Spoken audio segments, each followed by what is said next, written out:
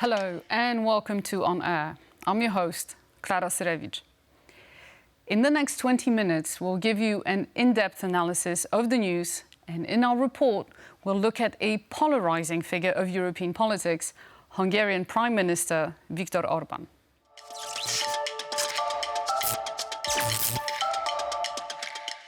First, let's talk about the weather. Actually, it's no longer the weather, but the climate.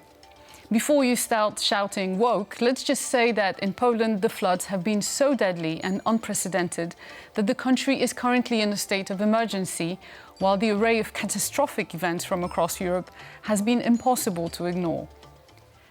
In a very timely manner this past week, the leader of Reform UK, the British far-right politician Nigel Farage, along with European Parliament member Harold Wilimski from Austria's Freedom Party, were flown to Chicago to give speeches at the Heartland Institute, which advocates for policies on climate change, except it's a climate change denial conference. On its webpage, Wilimski is described as bringing the Institute's expertise to countering climate alarmism and senseless green energy policies in Europe. In case Mr. Wilimski didn't know what was happening back home, beside the flood, it was 30 degrees Celsius when he left Austria, and then within a week, there was also this. And here is what simultaneously happened in Romania, Slovakia, the Czech Republic, France, Portugal, and Spain. Central Europe is sinking, Southern Europe is burning with dozens of victims, billions in damages, and we can't even begin to assess what a cascade of further health problems, infrastructural problems, and environmental devastation this will cause. Mainstream political parties tend to acknowledge the issue. Here's what Britain's Foreign Secretary had to say about that. The threat may not feel as urgent as a terrorist or an imperialist autocrat, but it is more fundamental. It is systemic, it's pervasive, and accelerating towards us at pace. The growing number of extreme weather events should theoretically motivate people to deal more forcefully with climate change. But last year saw an increase in climate change denial, particularly among far-right and populist party supporters. Even though the so-called Global West and China are primarily responsible for the largest carbon and methane emissions, the immediate and harshest consequences of climate change will primarily affect poor countries, making them literally uninhabitable. And there's a perverse effect. If climate protection is weakened by far-right and populist pressure, extreme weather intensifies and more refugees are driven from their homes, giving the hard right reason to raise the alarm about Europe and the US being overtaken by migrants. The cycle continues and the far right actually gains in popularity. In fact, you might say that climate change, even if it negatively affects everyone involved, in the end serves the political agenda of the climate deniers.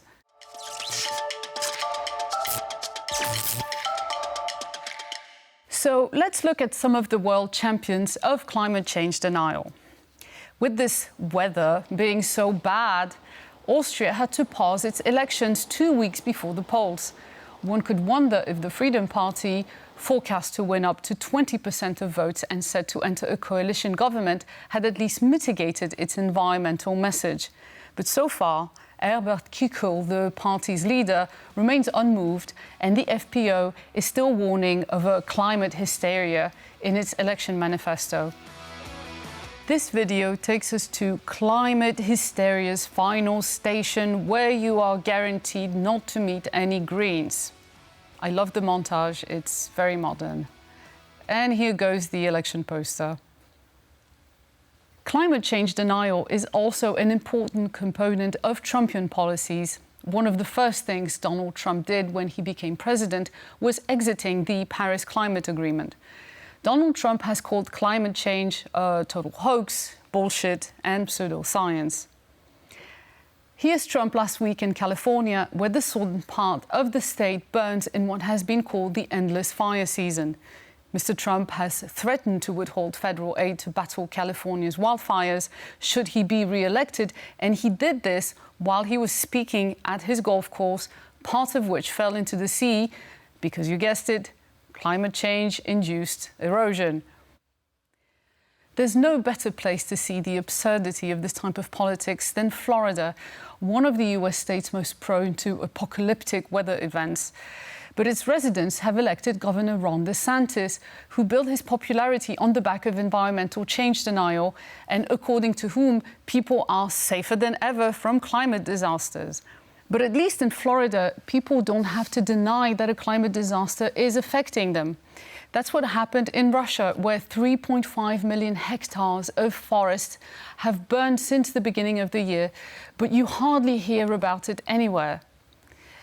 Lake Baikal in Russia's far east is where you have to put out the fire yourself with watering cans and buckets, as the authorities don't recognize it and press criminal charges if you try to seek help. President Putin prefers to downplay the problem, blaming green parties instead. Many representatives of this part of the European political spectrum are capitalizing on people's fears and inciting people's fears about the events that may occur in the world due to climate change. Here's a golden thought from someone whose number one priority is not to inspire fear. And to close off this long list of catastrophes, a fun fact. Did you know that scientists have just discovered why, exactly a year ago in September, the entire Earth inexplicably vibrated for 9 days? It turned out that the shakes were caused by the collapse of an entire mountain peak. The melting glacier underneath couldn't hold up the rock, which fell over 1,000 meters down into a fjord. It triggered a 200-meter-high mega tsunami. The sloshing of water back and forth in the fjord sent seismic waves through the planet for more than a week. Researchers initially had no idea what had caused it. So, mystery solved. Of course not. It's renewable energy industries trying to make money off climate panic, and the missing mountain has been removed in Photoshop by Bill Gates because Bigfoot lives there. Just kidding. See, that's another thing. Researchers have also found that belief in conspiracy theories was associated with being likely to deny climate change. The irony is that even though stoking fear is the far-right's favorite pastime, in this case, everything is actually hunky-dory and there's nothing to worry about.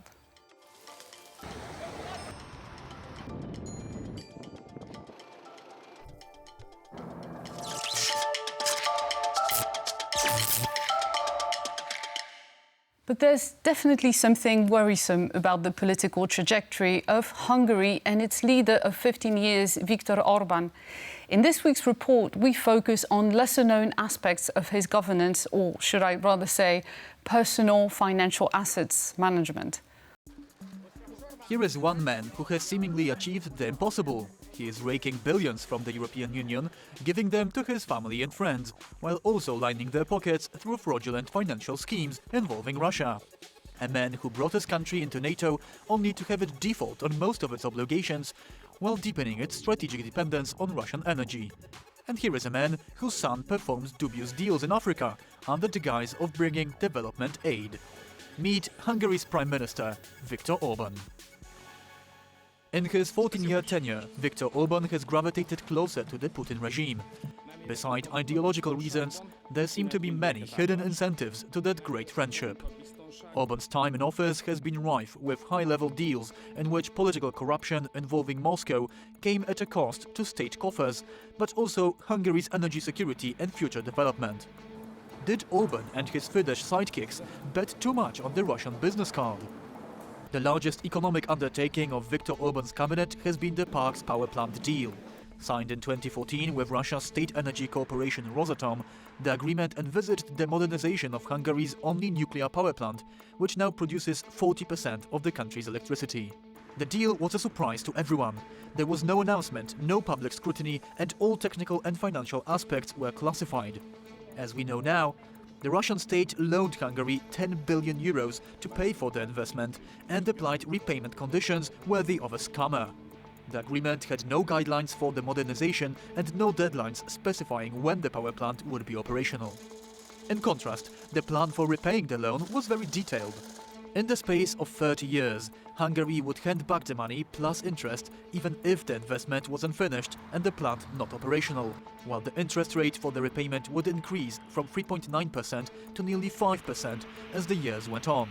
The risks would be borne solely by Hungarian taxpayers.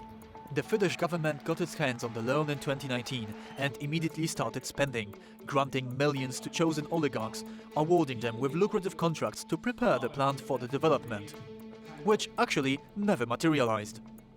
Unsurprisingly, the project encountered a great deal of problems and delays, not to mention the objections it raised in the European Union. As of today, works on the plant's modernization still hasn't started, but the loan's first repayment date is set for next year. But with creditors like these, who could doubt the warmth of Mr. Putin and Mr. Orbán's relations? The Hungarian government not only intends to keep importing Russian oil and gas, but actually to expand its energy dependence on Russia. Why? Because it is personally lucrative for the Prime Minister. Take the example of the Hague pipeline. In 2011, with a government decree, the state-owned energy company MVMP received a de facto monopoly on the import of natural gas through the pipeline. But instead of capitalizing on this position and buying gas itself at preferential prices, MVMP signed a contract with a mysterious offshore company, giving it the sole right to buy gas on international markets, while MVMP just got a lousy fee as a gas transporter. That offshore company, called MET, was partially owned by one Russian investor and several Orbán-friendly Hungarian oligarchs, including Orbán's trusted special envoy István Garancsi. MET bought gas on international markets, sold it to MVMP at the Hungarian border, rebought it on the other side, paying a little extra for its transport, then sold the gas to Hungarian consumers. Because MET could negotiate gas prices at the source, it bought cheap.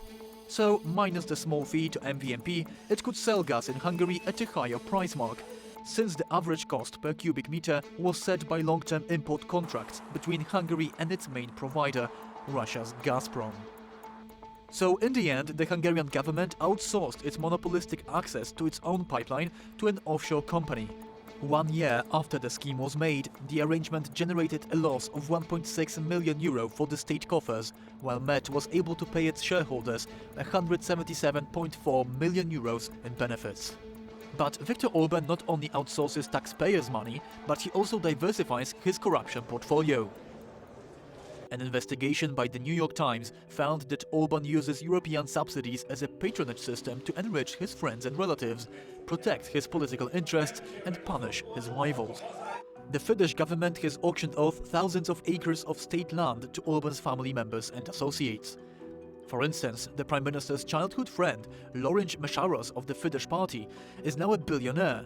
His companies are among the biggest beneficiaries of public procurement contracts in Hungary. Reportedly, 83% of the Mesaros family company's earnings come from EU sources. Once, when asked to explain the root of his achievements, Mesaros answered: God, luck and Viktor Orbán. Orbán has also made sure that his family gets its share of EU financial support. His son-in-law, István Tiborcs, owned a company that miraculously won contracts to supply Hungarian towns with EU-funded street lamps at prices inflated by 56%. And there is the cherry on the Zsebo cake, Viktor Orbán's son, Gaspar. In November 2023, the Hungarian parliament voted in favor of deploying a 200-man military mission to Chad and its neighbors, including Niger. The troops have a peacekeeping agenda consisting of advisory, support and mentoring tasks in the field. Officially, this is Hungary's initiative to stop terrorism and tackle the root causes of migration. But shortly afterwards, the Hungarian investigative website Direct36 received information from a source in the Hungarian Defense Forces that 31-year-old Gaspar Orbán was playing a pivotal role in launching the mission in Chad. Despite some ill-advised covert techniques in the shape of a frog-green fedora, Viktor's son is suspiciously secretive about his participation in the military mission, dodging cameras while accompanying Hungary's foreign minister. Some believe Gaspar's involvement in Russia-friendly Chad and Niger serves the role of a conduit between the Kremlin and Europe. Reports suggest potential involvement in Iranian deals to bolster Russian influence and counter French presence in Africa. Also, Hungary's prospective military presence in Chad raises the question of whether the numerous Wagner mercenaries on the ground will be cooperating with the Hungarians.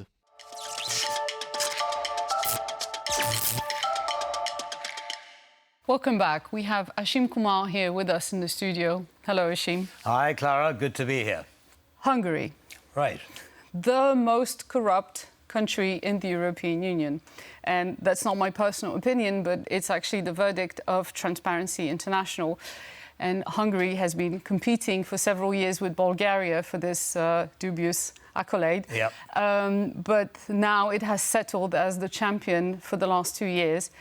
So tell me, how did this country get there in the last 15 years? Actually, it's been longer than 15 years, because what a lot of people forget is that Orbán has been in power twice. The first time was 1998 as Prime Minister for 4 years, and the second time was in 2010. Okay, now the first time he was in power, he did all the right things. He got Hungary into NATO, he halved inflation, all sorts of wonderful things. People said, we like this guy, we'll have him back, which is what they did in 2010. Wrong. Well, as it turns out, yes, because one of the first things that he did was adjust electoral laws to give himself time in which to do, to conduct his affairs. And as they say, power corrupts and absolute power corrupts absolutely, and he wanted absolute power. So he's been changing electoral law, he's been changing electoral districts. I know he's been changing the constitution on average once a year since 2012. So all of these mechanisms, I mean, is there any way to go back on them? Because it's obviously, it's a corruption machine now. The first is, how does it work? And the way it works is basically keeping those in the inner circle that I mentioned happy by giving them positions of authority, by giving them lots and lots of money. So, for example, the government contracts where his son-in-law made 56% profit, sale of land at very attractive prices, and so on. And the problem about changing that, and especially when the constitution's changed as well, is that it's a very difficult thing once it becomes part of the culture. There's a window, and the window is through public protest. Problem so far has been that the Hungarian public, although they're aware that this is going on, it's not affecting them so obviously and so fundamentally. It's like a frog in warm water, and, as the water... It's boiling, but it doesn't notice it. However, there have been some glimmers of light. There have been some protests recently where a recording was made public, which shows that, government officials asked for certain evidence to be removed to cover corrupt business dealings. So there have been protests, so that gives me hope. So we understand that backpedaling will be difficult, but is there any way that external pressure might be applied as well? The US ambassador in Budapest was quite blunt when he said that Hungary has been criticising its EU allies, its NATO allies, while simultaneously profiting from EU funds and from NATO protection. In the meantime, it's been cozying up with Russia and with China. He said something like, the time for eye-rolling is over, and now real-world consequences might be coming. Is that going to work? That's a really big question. On the one hand, you ask yourself, OK, what can the EU do? Let's start with the EU. And there's relatively little, because the way the EU is structured, changing its rules, ejecting members and so on is a long, long process. What it can do is to actually impose some kind of financial sanctions. Now, financial sanctions are a double-edged sword because, on the one hand, you could say, well, it gives the government some hardship, it can't pay the bribes and so on. But we do need to be careful about how they're applied, because where there's a gap, a fiscal or financial gap, considering Orbán's relationship with the Kremlin, it wouldn't surprise me at all if President Putin said, OK, well, don't worry about the EU, I'll fill that gap. And by the way, I'd like to open up some factories or whatever, some kind of influence peddling. Yeah, look at that amount of fuel for a good price that I can give you. Absolutely, absolutely. And let's not forget that it's not just the EU. The US is also going to try and impose some kinds of sanctions. We don't know quite what yet, but we shall wait and see with interest whether that'll work. But it has to be done carefully. Yes, otherwise Hungary might become a Trojan horse. It already is a bit. Thank you, Ashim. Thank you very much for being here with us. Pleasure as always, Klara. Look forward to the next time. Thank you for watching, and join us next Saturday when we will be looking at the way AI technology is changing our political landscape. See you then.